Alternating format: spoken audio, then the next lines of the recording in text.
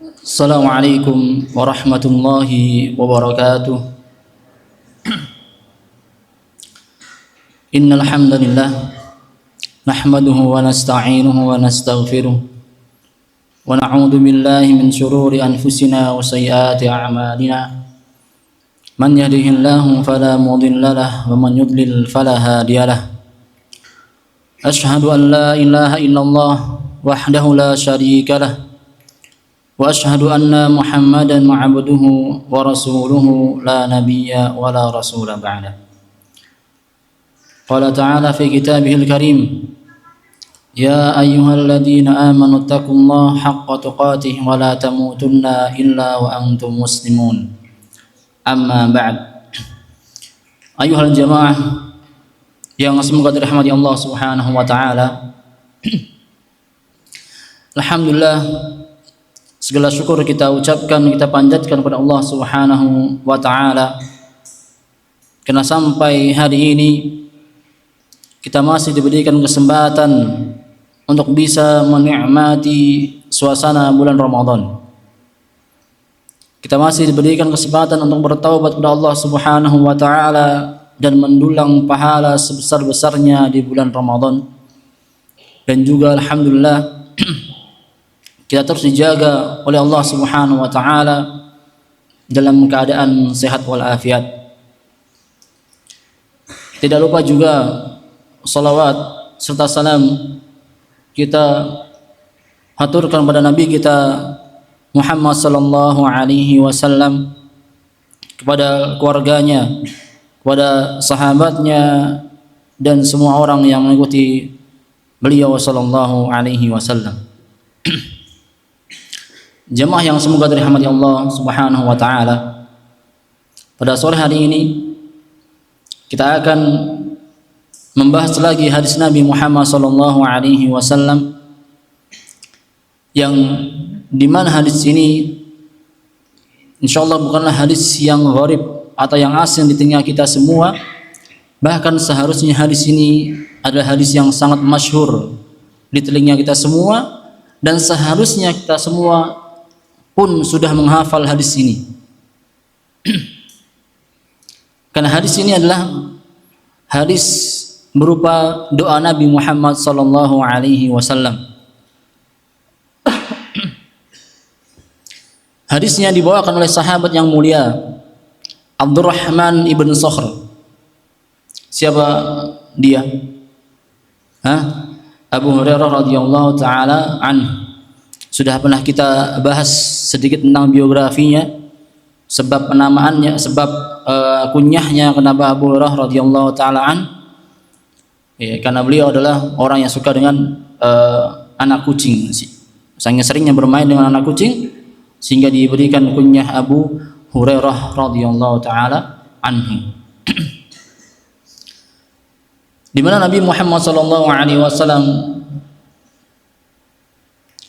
pernah bersabda, "Idza tashahhada ahadukum falyasta'id billahi min arba'.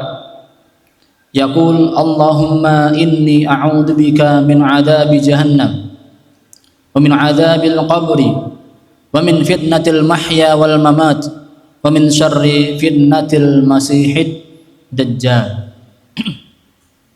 Udah hafal semua ya? Udah hafal semua? Kelas 7? Iya.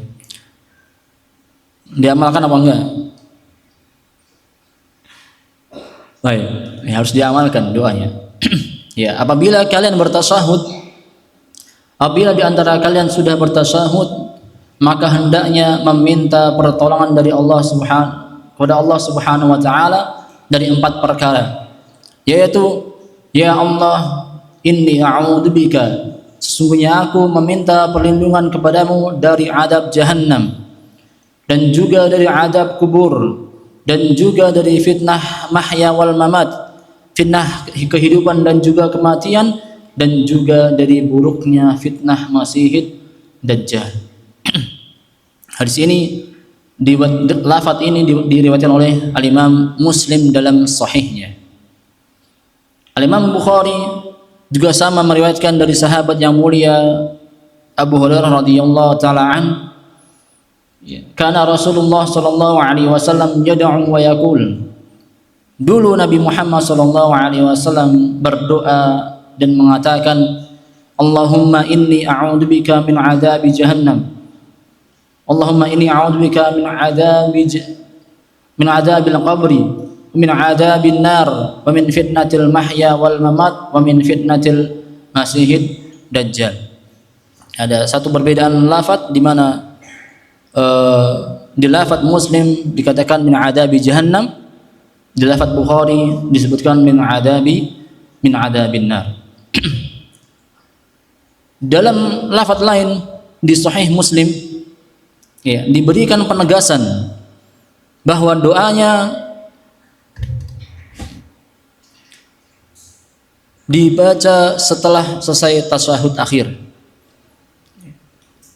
Ya, di mana hadisnya berbunyi, idza faragha ahadukum min at-tasyahhudil akhir falyasta'id billahi min arba'. Jika salah seorang dari kalian telah selesai membaca tasyahud akhir, maka hendaknya meminta perlindungan kepada Allah Subhanahu wa taala dari 4 perkara. Sehingga doa ini yaitu dibaca pas setelah kita selesai membaca tasyahud al-akhir, bukan ba'da tasyahud al-awwal. Hadis ini juga diriwayatkan oleh ashabus sunan, ya, Abu Dawud, At-Tirmidzi, Ibnu Majah dan juga An-Nasa'i. Dan di dalam riwayat Abu Dawud ya, juga ada penegasan kapan dibacanya doa tersebut, di mana lafaz hadisnya berbunyi annahu kana yaqulu ba'da tasyahhud. Ya, Nabi Muhammad sallallahu alaihi wasallam berkata setelah tasyahud kemudian baca doa tersebut. Ya, jadi di sini ada 2 penegasan dari riwayat lain dari Imam Muslim dan juga riwayat lain dari Al-Imam Abu Dawud rahimahullahu taala. Kemudian apa hukumnya membaca doa tersebut? Karena kita tahu bacaan salat memiliki hukumnya masing-masing. Ada yang dihukumi sunnah, ada yang dihukumi wajib, bahkan dihukumi sebagai rukun salat. Di mana ketika kita lupa untuk membacanya, maka salatnya menjadi tidak sah. Maka di sini ulama rahimahullahu taala berbeda pendapat tentang hukum membaca doa tersebut. Sebagian ulama mengatakan hukumnya sebatas sunnah, hukumnya wajib. Ya, sehingga orang-orang yang lupa membacanya wajib sujud sahwi. Orang-orang yang sengaja membacanya batal salatnya. Ini hukum wajib dalam salat. Di antara sebabnya dijelaskan oleh Syekh Al-Utsaimin rahimahullahu taala, ada 2 sebab di mana doa ini dihukumi sebagai doa yang wajib. Yang pertama, li amrin Nabi sallallahu alaihi wasallam, karena ada perintah dari Nabi Muhammad sallallahu alaihi wasallam. Karena tadi di dalam lafaz hadisnya dikatakan fal yasta'id. Ya, hendaknya meminta pertolongan. Dan itu lafaz perintah. Dan dalam kaidah dikatakan al-amru yaqtadil wujub. Ya, perintah itu ya dihukumi sebagai wajib. Ya. Sehingga para ulama mengatakan maka hukumnya wajib. Sebab kedua, li syiddati khatariha. Karena saking bahayanya 4 perkara ini, makanya para ulama mewajibkan doa tersebut untuk dibaca di dalam salat, di akhir salat pada tasyahud. Ya, karena betul. Ya, ini 4 perkara yang enggak main-main. Kalau sampai orang lupa, terlalu asik berdoanya meminta dunia, lancarkan rezekinya, lancarkan belajarnya, ya, dagangannya, boleh doa seperti ini, halal. Ya, doanya, dan dia lupa untuk meminta perlindungan ya dari neraka jahanam, dari fitnah kubur, fitnah kehidupan dan kematian, dan juga fitnah Masih Dajjal, sungguh nanti dia akan merugi di yaumil akhir. Sehingga sebagian para ulama ya menghukuminya sebagai wajib untuk dibaca ba'da tasyahhud. Ya Allahumma inni a'udzubika min adabi jahannam wa min adabil qabri wa min fitnatil mahya wal mamat wa min syarri fitnatil masihid dajjal. Ini dua sebab yang dijelaskan oleh Syekh Al-Utsaimin kenapa para ulama mewajibkan doa tersebut. Al-Imam Muslim menukil sebuah kisah atau yang contoh ulama yang mewajibkan doa tersebut, yaitu dari Imam Tawus rahimahullahu taala. Ya, di mana Imam Muslim mengatakan balaghani anna Tawusan qala li ibnihi. Sampai kepada aku, kata Imam Muslim, bahwasanya Imam Tawus berkata kepada anaknya, ada'auta biha fi salatik, wahai anakku, apakah engkau sudah berdoa dengannya di salatmu? Faqala la, anaknya mengatakan tidak. Qal a'id salatak, ulangi salatmu. Suf, wahai jamaah, ya, anaknya Imam Tawus lupa membaca doanya, suruh ngapain? Ngulangin. Ya, ini diantara para ulama yang tegas, ya, ini hukumnya diwajibkan, ya. Baik.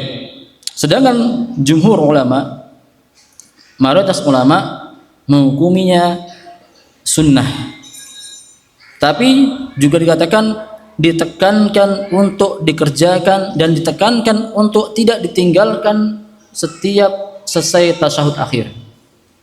Ya, karena mereka menghukumi sunnah karena sekali lagi tidak ada qarinah yang menunjukkan kewajibannya, sehingga hukumnya dibawa ke hukum sunnah. Tetapi walaupun dihukumi sunnah, tetap dinasihati agar tidak meninggalkan doa tersebut. Ya.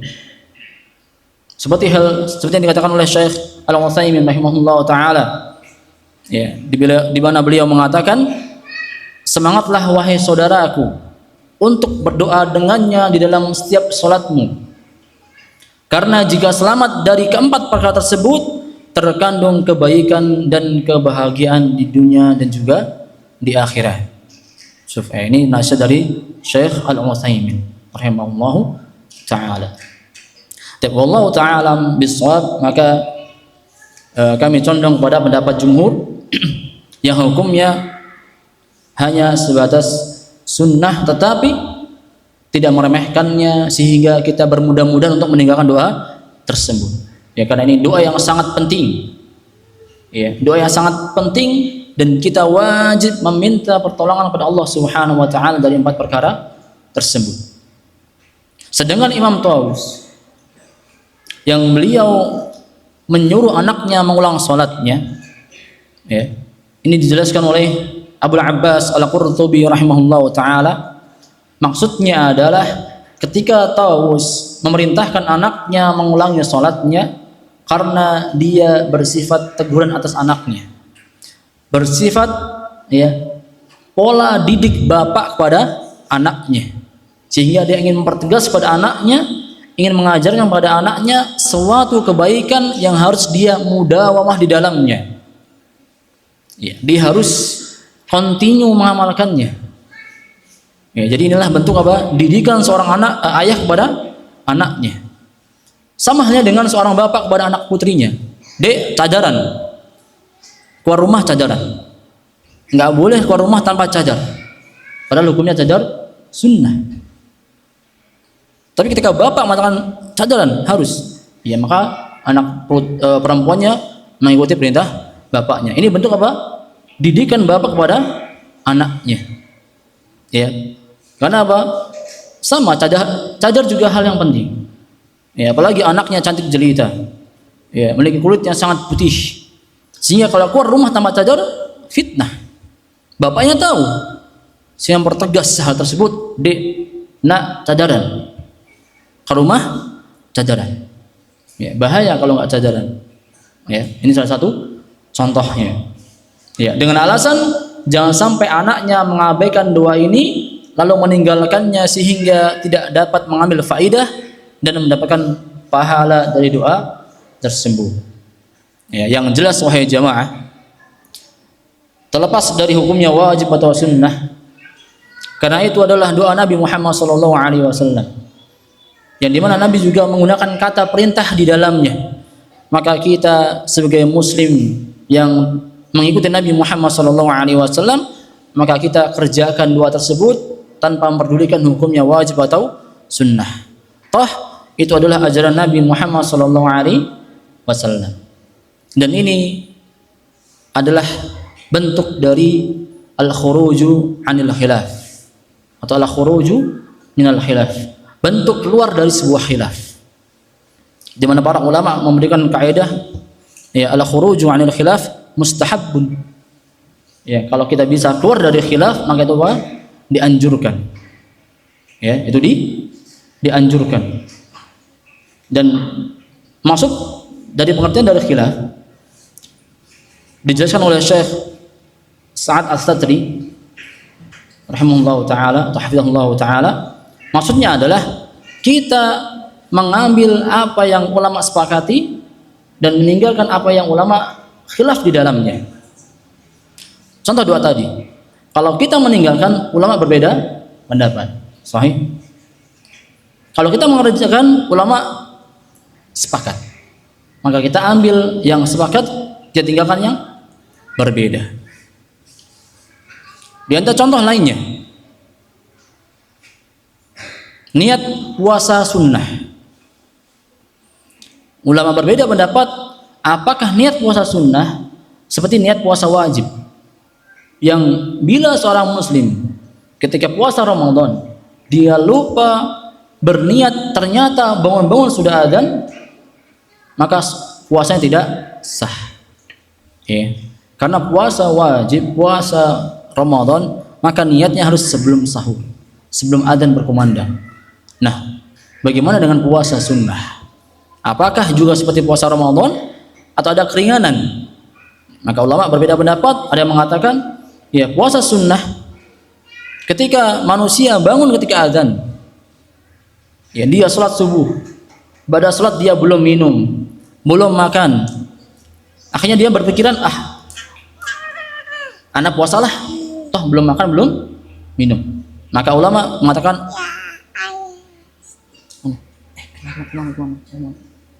maka hukumnya sah puasanya.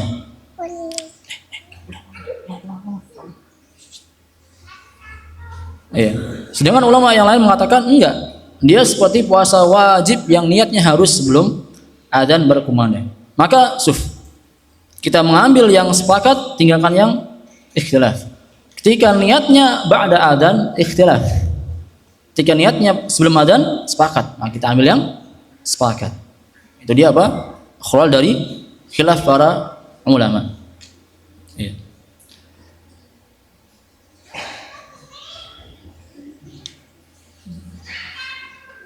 Baik. Baik, sekarang kita akan ke penjelasan mengapa harusnya kita berlindung dari keempat perkara tersebut.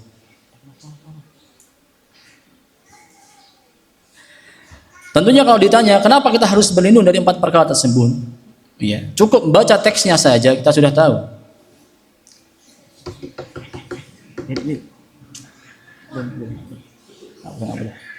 Jangan. Jangan. Sama mama.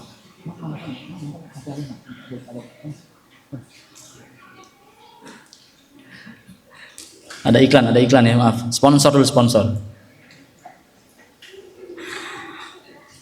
Nah, sekali lagi, kalau dilemparkan pertanyaan, kenapa kita harus berlindung dari empat perkara tersebut? Ya, tentunya, ya cukup mendengar namanya jahanam, pasti apa? Kita sudah ketakutan dan akan berusaha lari dari hal tersebut. Tapi di sini kita akan bacakan hadis-hadis, ya, yang menjelaskan tentang kengerian empat perkara ini. Baik, kita mulai dari Allahumma a'udzubika min adabi jahannam. Ya Allah, aku berlindung dari azab jahannam. Pada dasarnya di luar salat pun Ya, kita juga diajarkan doa-doa berlindung dari azab jahannam, baik di Quran maupun di sunnah Nabi Muhammad sallallahu alaihi wasallam. Di antara doanya yang terdapat di Al-Quran adalah Rabbana innana amanna faghfir lana dzunubana wa qina adzabannar. Wahai Rabb kami, sungguhnya kami beriman, maka ampunlah kami dan maka ampunlah dosa-dosa kami dan jauhkan kami dari neraka jahannam. Di antara doa lain yang sangat masyhur, Rabbana atina fid dunya hasanah wa fil akhirati hasanah wa qina adzabannar. Wahai Rabb kami, berikan kami di dunia kebaikan dan juga di akhirat kebaikan dan jauhkanlah kami dari neraka jahannam. Dan di doa lain yang Nabi Muhammad sallallahu alaihi wasallam ajarkan, Allahumma inni a'udzubika min fitnatin nar wa adzabin nar. Ya Allah, sungguhnya aku berlindung kepadamu dari fitnah neraka dan adab neraka. Di antara doa lain yang juga gampang lafadznya, Allahumma inni as'alukal jannah wa a'udzubika minan nar. Ya Allah, aku meminta kepadamu surga dan aku berlindung kepadamu dari neraka. Jadi selain di dalam salat tadi, di luar salat pun hendaknya kita juga mudawamah, istiqamah untuk meminta perlindungan dari adab neraka jahannam. Ya, karena sungguh tidak ada seorang pun yang kuat tersentuh atau merasakan panasnya dari neraka jahannam. Kita mulai dari lamanya waktu di akhirat. Ya, lamanya waktu di akhirat yaitu adalah 1 banding berapa? 1000 apa? 1000 hari 1000 bulan. 1 banding 1000 tahun. 1 hari di dunia 1000 tahun di akhirat. Dalam sebuah hadis Nabi Muhammad sallallahu alaihi wasallam mengatakan, yadkhulul fuqara'ul mu'minin al-jannata qabdal aghniya binisfi yaumin 500 amin. Ya, orang-orang miskin masuk surga terlebih dahulu dibandingkan orang-orang yang kaya, ya, setengah hari. Di orang-orang miskin itu akan masuk surga terlebih dahulu dibandingkan orang-orang yang kaya itu setengah hari. Nah, setengah harinya adalah 500 am, 500 tahun. Berarti kalau sehari 1000 tahun. Hal itu juga Allah tegaskan dalam firman-Nya, wa inna yauman 'inda rabbika ka'alfi sanatin mimma ta'uddun. Sesungguhnya sehari di sisi Tuhanmu, di sisi Rabbmu adalah seperti 1000 tahun menurut perhitunganmu. Di dalam hadis diberikan kode bahwasanya setengah hari 500 tahun. Dalam ayat ditegas lagi sehari 1000 tahun. Kalau 1 hari 24 jam, sehari 24 jam. Kata Nabi, umur manusia berapa maksimal? Antara berapa umur manusia? Hah? Berapa puluh tahun umur manusia kira-kira? Hah? 60, 70 tahun. Ambil yang 60.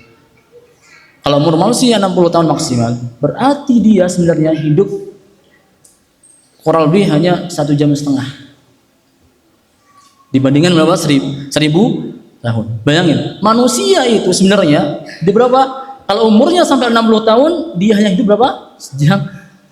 Wallah, 1,5 jam ini. Apa ini 1,5 jam ini? Hah? Tetapi ternyata masih banyak manusia yang bodoh amat dengan akhirat. Ya. Yang sekedarnya dalam beribadah kepada Allah Subhanahu wa taala. Tidak serius di dalam mendekatkan diri pada Allah Subhanahu wa taala, padahal umurnya hanya 1,5 jam. Sangat-sangat pendek sekali. Ya. Sufi. Sehingga kalau kita hanya mendengar waktu lamanya di neraka, ini sudah waktu lamanya di akhirat, ini sudah cukup menggambarkan ngerinya di neraka nanti. Ya. ngerinya berapa, lamanya adab di neraka. Antum diadab di neraka cuma sehari tok, 1000 tahun menurut Allah Subhanahu wa taala. Di dunia ada seorang disentil seharian, gimana kupingnya? Santri yang langgar hukumannya disentil seharian, gimana kupingnya? Sobek atau kebelah? Dan pasti nggak betah. Ini sehari di neraka 1000 tahun. Seringan apapun adabnya, namanya adab yang nggak enak. Maka kita wajib berlomba-lomba berdoa kepada Allah Subhanahu wa taala agar terhindar dari adab Allah Subhanahu wa taala. Baik. Kemudian sedikit kita mengenal nama-nama neraka Allah Subhanahu wa taala. Di antara nama neraka Allah Subhanahu wa taala adalah Al-Jahim. Yang di mana artinya adalah tempat yang amat panas. Namanya apa? Al-Jahim atau tempat yang amat panas. Allah Subhanahu wa taala berfirman, "Wa innal fujjara lafi jahim." Sesungguhnya orang-orang yang durhaka tempatnya di neraka jahim. Orang-orang durhaka kepada orang tuanya, kepada Allah Subhanahu wa taala, maka tempatnya di neraka jahim, tempat yang amat panas. Kemudian nama lainnya, di antara nama lain neraka adalah Jahannam. Arti kata Jahannam adalah sumur yang sangat dalam. Maka dinamakan Jahannam karena bu'du qa'ariha, karena dasarnya sangat dalam sekali. Maka namanya Jahannam. Allah Subhanahu wa taala berfirman, "Innal ladzina kafaru min ahlil kitab wal musyrikin fi nari jahannam khalidina fiha." Sesungguhnya orang-orang yang kufur dari kalangan ahlul kitab dan orang-orang musyrik tempatnya di neraka jahannam, kekal di dalamnya. Kemudian di antara nama lainnya adalah Ladha, yang artinya adalah menyala-nyala. Ladha artinya menyala-nyala. Allah Subhanahu wa taala berfirman, "Kalla innaha ladha nazza'atan lisyawa tad'u man adbara wa tawalla wa jama'a fa'awa." Sekali-kali tidak. Sesungguhnya neraka itu adalah ladha, itu api yang bergejolak, api yang menyala-nyala, yang mengelupas kulit kepala, yang memanggil orang-orang yang membelakang, yang membangkang dan yang berpaling dari agama, serta mengumpulkan harta benda lalu menyimpannya, tidak mengeluarkan zakat. Orang-orang yang dia tidak mau pada Islam akan ditaruh di neraka ladha, yang dimana apinya bisa mengelupas kulit kepalanya, dan manusianya masih dalam keadaan hidup, tidak mati. Kepalanya rusak, kulitnya mengelupas, dia masih hidup, sudah mengelupas, balik lagi, bakar lagi, mengelupas lagi, balik lagi, bakar lagi, selama-lamanya di neraka Allah Subhanahu wa taala. Kemudian di antara yang lainnya adalah Saqar, yang artinya adalah menghanguskan. Karena Saqar adalah yang sangat-sangat panas artinya, makanya dikatakan menghanguskan. Allah Subhanahu wa taala berfirman, "Ma salakakum fi saqar?" Apakah yang memasukkan kamu dalam neraka Saqar? Qalu lam nakum minal musallin. Mereka menjawab, kami dahulu tidak termasuk orang-orang yang mengerjakan salat. Walam naku nut'imul miskin, dan kami tidak pula memberi makan orang miskin. Wa kunna nakhudu ma'al khaidin, dan kami membicarakan yang batil bersama dengan orang-orang yang membicarakannya. Wa kunna nukadzibu biyaumiddin, dan kami mendustakan hari akhir. Hatta atanal yakin, sampai datang kepada kami kematian. Orang-orang yang tidak mengerjakan salat, yang tidak memberikan haknya orang miskin, maka tempatnya di neraka Saqar yang menghanguskan siapapun yang masuk ke dalamnya. Dan masih banyak lagi nama-nama neraka yang lainnya. Ya. Dan di mana ketika kita mengetahui nama-nama neraka, maka kita sekilas sudah mengetahui bagaimana sifat neraka itu. Yang pertama tadi, sifatnya apa sih neraka? Amat panas sekali. Karena ada namanya al-jahim. Dan neraka memiliki sifat sangat dalam sekali. Ya, namanya jahannam. Dan juga memiliki sifat apinya menyambar-nyambar. Dan apinya bisa menggosongkan orang yang masuk ke dalamnya. Itu tadi adalah beberapa nama-nama neraka yang Allah sebutkan dalam Al-Quran. Sekarang kita akan masuk ke dalam bahasan sifat neraka Allah Subhanahu wa taala. Tidak akan saya sebutkan semua sifatnya. Ya, tidak akan ana sebutkan semua adab-adabnya. Ya, hanya beberapa. Nah, kalau kita sebutkan semua, wah ini kajiannya sangat panjang sekali. Ya, kajiannya akan sangat panjang sekali. Sedangkan kita hanya membahas hadis Nabi, yaitu doa Nabi Muhammad SAW. Ya, diharapkan kita bisa membahas keempat doanya selama Ramadan. Yang pertama, neraka adalah tempat yang paling buruk. Ya, neraka adalah tempat yang paling buruk. Allah Subhanahu wa taala berfirman, "Innaha sa'at mustaqarra wa maqama." Sungguhnya neraka jahanam adalah seburuk-buruk tempat menetap dan tempat kediaman. Sehingga neraka merupakan kehinaan yang paling dahsyat yang Allah berikan kepada orang-orang kafir, orang-orang yang bermaksiat pada Allah Subhanahu wa taala. Dan neraka merupakan kerugian yang paling besar yang menimpa orang-orang yang nanti masuk dalam neraka Allah Subhanahu wa taala. Ya, kehinaan, kerugian. Ya, tidak ada kehinaan, tidak ada kerugian yang paling besar kecuali masuk neraka Allah Subhanahu wa taala. Allah Subhanahu wa taala juga berfirman, "Dzalikal khizyul 'adzim." Itulah kehinaan yang sungguh luar biasa. Ya, itulah kehinaan yang sungguh luar biasa yang nanti akan dilanda menimpa orang-orang yang ahli maksiat, orang-orang musyrik, orang-orang yang kufur kepada Allah Subhanahu wa taala. Allah juga berfirman, "Wala bi'sal masir." Itulah sejelek-jelek tempat kembali. Neraka adalah sejelek-jelek tempat kembali. Tapi wahai jemaah, akan tapi ternyata terkadang masih banyak orang yang ketika diingatkan dengan kemaksiatan yang dilakukan, kekufuran yang ia kerjakan, diingatkan dengan bahwasanya neraka Allah Subhanahu wa taala sangatlah panas, sangatlah mengerikan azabnya, ternyata mereka malah menganggap remeh neraka tersebut. Ya.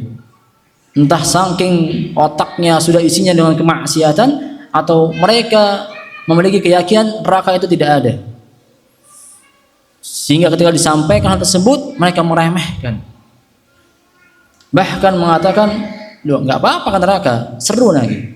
Ketemu artis Hollywood, ya, ketemu siapa? Artis, seru kan? Konser bareng. Ya. Nanti ketemu artis Korea nanti, ya, main drama bareng di sana, drama penyiksaan. Ya. Nah ini, naudzubillah, ya, dengan entengnya keluar dari lisan mereka, ya, asik nanti ketemu dengan orang-orang tersebut. Bahkan tahun berapa ya, ada AI yang mereka, saya di neraka nih ya, ada yang tahu nggak? Hah? Ada yang tahu nggak? Tahun berapa ya? Anda lupa ya. Itu ada orang bikin video, kalau saya AI, dia di neraka, tahu nggak mas? Ya halo, saya di neraka ini, halo, wah hangat ini main-main ini. Anda lupa, tahun kapan? Anda lupa itu.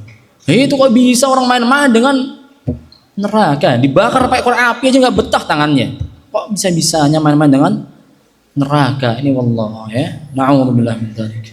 Ini orang-orang yang saking otaknya maksiat, ya, sudah Allah terbiasakan dengan kemaksiatan, khalas. Ya, hidayah susah masuk dalam hatinya. Baik, kemudian dalamnya dan luasnya neraka jahanam. Ya. Neraka yang Allah siapkan, nih, itu tentu sangat dalam dan sangat luas sekali untuk menampung orang-orang kafir, musyrik dan ahlu maksiat yang akan diadab di neraka jahanam. Di antara dalil yang menunjukkan luas dan dalamnya neraka jahanam adalah hadis Nabi Muhammad SAW yang dibawakan oleh Abu Hurairah radhiyallahu taala anhu, ya, di mana dia berkata, kunna ma'a Rasulillah sallallahu alaihi wasallam. Ya, kami bersama Nabi Muhammad sallallahu alaihi wasallam, id sami'a wajbatan. Kemudian tiba-tiba terdengar suara terjatuh. Faqala an-nabiy sallallahu alaihi wasallam, tadruna ma hadha?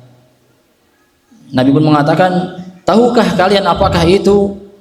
Qulna Allahu wa rasuluhu a'lam. Kami pun menjawab, Allah dan Rasulnya yang lebih mengetahui. Nabi pun bersabda, hada hajarun rumiya bihi finnar mundu sab'ina kharifan. Ini adalah batu yang dilemparkan ke dalam neraka sejak 70 tahun. Fahuwa yahwi finnaril an hatta intaha ila qa'riha. Ya, dan batu tersebut baru sampai di dasar neraka hari ini.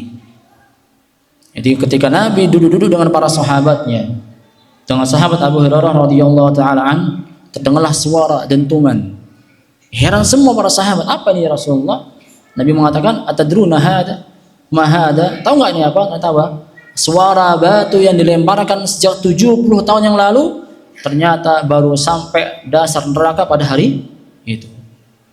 Ini betapa dalamnya neraka Allah Subhanahu wa taala. Ya, dalamnya lautan tidak sebanding secuil lah dengan dalamnya neraka jahanam. Dan siapa di antara kita yang berani memasuki tempat yang sangat dalam, pasti rata-rata akan takut. Ya. Disuruh nyelam kedalaman 100 meter, ya, banyak orang yang ketakutan. Nah, ini dilemparkan ke neraka jahanam yang dalamnya 70 tahun. Wallah. Ya, betapa dalamnya dan luasnya neraka jahanam. Di antara dalilnya adalah banyaknya orang yang akan dimasukkan dalam neraka Allah Subhanahu wa taala. Walaupun banyak, tetapi tetap tidak lantas membuat neraka sempit, ya, berdesakan, enggak, tetap akan lega nerakanya. Ya, Allah Subhanahu wa taala berfirman, yauma naqulu li jahannam, ya, di hari di mana kami mengatakan kepada jahannam, halim talati, udah penuh belum? Ya, Allah tanya kepada jahannam, ya, udah penuh atau belum? Fataqulu hal min mazid. Maka jahannam mengatakan, ada lagi enggak yang mau dimasukkan? Sudah banyak orang yang masuk ke dalam neraka, ternyata apa? Masih juga belum memenuhi neraka jahanam. Bahkan di dalam sebuah hadis dikatakan, sebagian penghuni neraka badannya dibesarkan, giginya, ini lucu tapi sebenarnya ngeri ini. Kalau kita baca, kadang malah ketawa. Giginya sebesar gunung Uhud. Nah, terus senyum tuh, langsung senyum. Ya, karena kalau dibayangkan lucu. Ya jangan dibayangkan, bahaya. Penghuni neraka saking besarnya, giginya sebesar gunung Uhud. Tebal kulitnya, perjalanan 3 hari. Lebar telinganya 70 hasta. Berapa meter itu? Berapa? Ini sebagian penghuni neraka. Tetapi walaupun sudah dibesarkan begitu besarnya, tetap hal min mazid, kata neraka jahanam. Ada lagi nggak sini? Masukkan. Ya. Berarti berapa besarnya dan lebarnya neraka Jahannam. Kemudian di antara dalil yang menunjukkan neraka itu sangat besar adalah hadis Nabi Muhammad SAW dari Abdullah bin Mas'ud radhiyallahu taala an, di mana Nabi Muhammad SAW berkata, "Yu'ta bi jahannam." Yu'ta bi jahannam yauma idin laha sab'una alfa zimam. Neraka jahannam didatangkan pada hari itu, pada hari kiamat, dia memiliki 70 tali kekang. Neraka jahanam didatangkan memiliki apa? 70 tali kekang. Ma'a kulli zimamin sab'una alfa malakin yajurrunaha. Bersama setiap tali kekang terdapat 70.000 malaikat yang menariknya. Wah, itu seberapa gedenya? Ya. Punya 70.000 tali kekang, ya, ma'a kulli zimamin sab'una alfa malakin yajurrunaha. Ya. Setiap tali kekang 70.000 malaikat yang menariknya. Ya. Betapa besarnya neraka Allah Subhanahu wa ta'ala. Ya. Di dalam ayat Allah pun berfirman, waji'a yauma idin bi jahannam yauma idin yatadakkarul insanu wa anna lahu dzikra.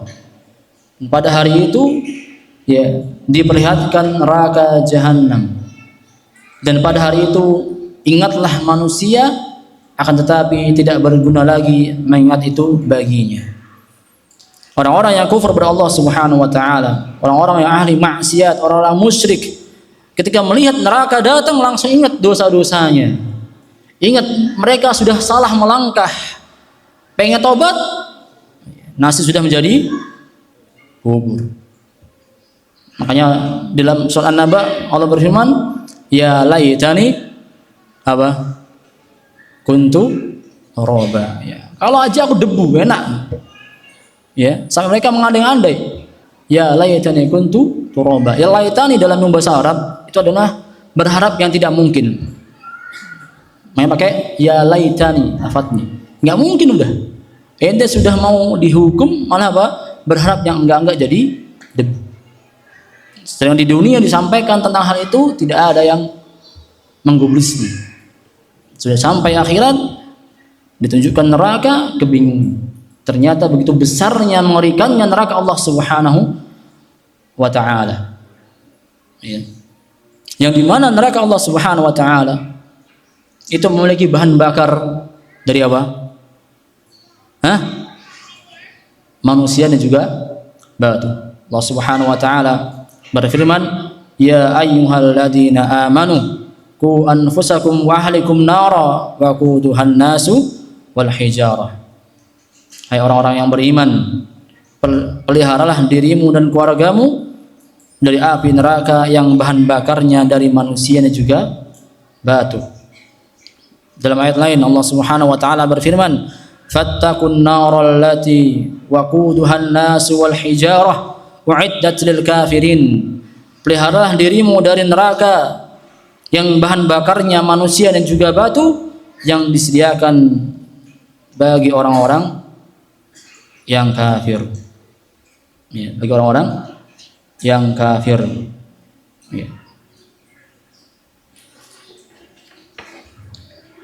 Nah, kenapa kok manusia jadi bahan bakarnya? Ya, bukan hewan atau bukan yang lainnya. Ya, ulama menegaskan bahwasanya orang-orang kafir nanti yang tubuh mereka terbakar api neraka, akhirnya memakan api dan juga membakar orang-orang yang lainnya, sehingga juga menjadi bahan bakar neraka.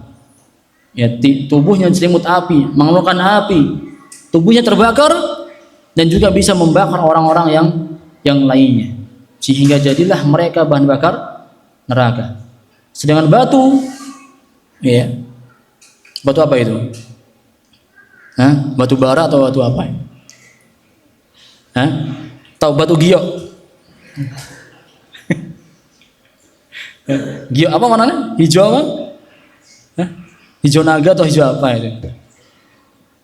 Ya, ulama berbeda pendapat. Ya. Ini batu apa yang digunakan? Ada yang mengatakan batu tersebut adalah batu dari berhala-berhala orang kafir.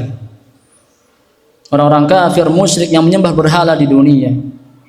Ya, nanti berhala yang dilemparkan dalam neraka menjadi bahan-bahan neraka. Ditunjukkan pada mereka adalah berhalamu. Tidak berguna bagi kalian, bahkan menjadi bahan bakar neraka yang akan membakar kalian. Ini pendapat yang pertama. Pendapat yang kedua mengatakan namanya adalah batu kibrit. Seperti yang disampaikan oleh Abdullah ibn Mas'ud radhiyallahu taala an, dia mengatakan hiya hijaratun min kibrit. Itu adalah batu dari kibrit. Ya. Ya, wallahu taala bisawab, ya. Mana yang sahih? Intinya adalah ada batu yang menjadi bahan bakar neraka. Nah, di dalam kitab Al-Jannatu wan Nar karya Profesor Dr. Umar Sulaiman Al-Asqar, ya, beliau menjelaskan ini karakteristik batu tersebut. Ini yang lebih baik kita pegang. Apa? Karakteristiknya. Batunya entah apa, wallahu a'lam bishawab. Ya. Tapi karakteristik inilah yang nanti kita pegang. Karena karakter inilah yang emang cocok digunakan untuk menjadi bahan bakar neraka. Yang pertama, karakternya adalah cepat menyala. Suratul iqad. Ya, jadi gampang menyala, gampang menghantarkan panas, sehingga sangat cocok untuk apa? Menjadi bahan bakar neraka jahanam. Yang kedua, mengeluarkan bau yang tidak sedap. Ya. Kalau dibakar, baunya tidak sedap, ya, menyengat hidung-hidung orang-orang yang kafir. Kemudian mengeluarkan banyak asap. Ya. Cepat nyalanya, baunya nggak enak, berasap lagi. Ya, kita saja nih di pondok ini, ya. Nih, sebelah lagi bakar kulit. Ya. Asapnya mengarah ke sini, baunya nggak enak, gimana? Risih. Ya? Risih. Lagi kita di Putri ngajari di gazebo. Ya, di gazebo paling barat, los langsung menyerang. Nah, itu wallah.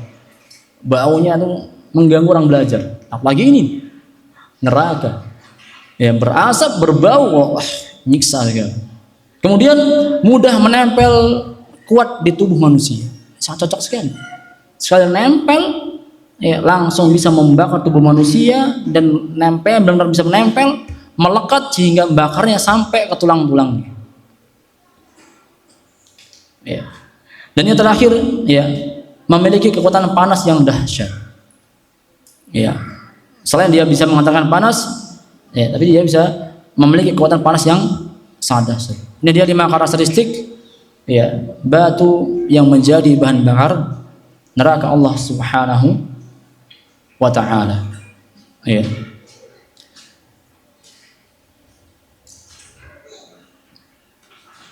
Baik. Kemudian kita masuk ke dalam, ya, siksaan di dalam neraka Allah Subhanahu wa ta'ala. So, masih ada 5 menit. Ya, kita bahas sedikit. Nah, siksaan di neraka Allah Subhanahu wa ta'ala, ya, tentunya berbeda-beda setiap orang yang masuk ke neraka tersebut. Ya. Bahkan kafir pun yang masuk neraka Allah Subhanahu wa ta'ala tetap memiliki azab yang berbeda-beda. Ya, kafir yang dia kafir tapi baik dalam Islam, tidak mencela Islam, menolong Islam, maka tentunya berbeda dengan kafir yang mencela Islam, memusuhi Islam, ya, selalu menyerang Islam. Itu berbeda azabnya dengan yang lainnya. Oleh karenanya disebutkan oleh Nabi Muhammad SAW dalam sabdanya, azab yang paling ringan di dalam neraka Allah Subhanahu wa ta'ala, di mana beliau berfirman, inna ahwana ahlin nar adaban yaumal qiyamah la rajulun tud'u fi akhmasi qadamai jamratan yaghli minhuma dima'u.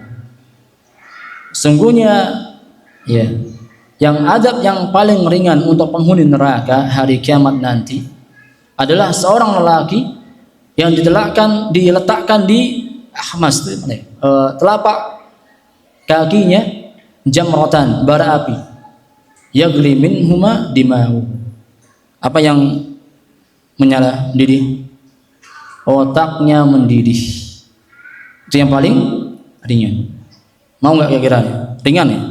Enteng. Ini paling ringan. Katanya anak suka yang ringan, jangan berat kalau hukum. Ya. Ini paling ringan. Ya, nginjek bara, atau kita praktik dulu di dunia. Cari bara api di hukumnya. Allah ya, sampai mendidih kepalanya. Ini paling ringan. Oleh karenanya Abu Thalib, paman Rasulullah SAW, ya, mendapatkan adab yang paling ringan, ya, karena permintaan Nabi Muhammad SAW. Jadi di antara orang yang mendapatkan adab yang paling ringan adalah pamannya Nabi Muhammad SAW, yaitu Abu Thalib, yang beliau sudah benar-benar menjadi garda terdepan membela Nabi, ya, menolong Nabi. Ya, sampai Nabi pun ketika pamannya meninggal menangis. Ya, dan beliau mengatakan la astaghfiranna lak ma lam unha anhu. Wahai pamanku, aku terus akan meminta ampunan untukmu selama aku tidak dilarang. Ya, saking sedihnya pamannya meninggal dalam keadaan kufur. Sampai beliau mengatakan la astaghfiranna lak ma lam unha anhu. Aku akan senantiasa memintakan pertolongan untukmu selama aku tidak dilarang. Tapi Allah turunkan ayat innaka la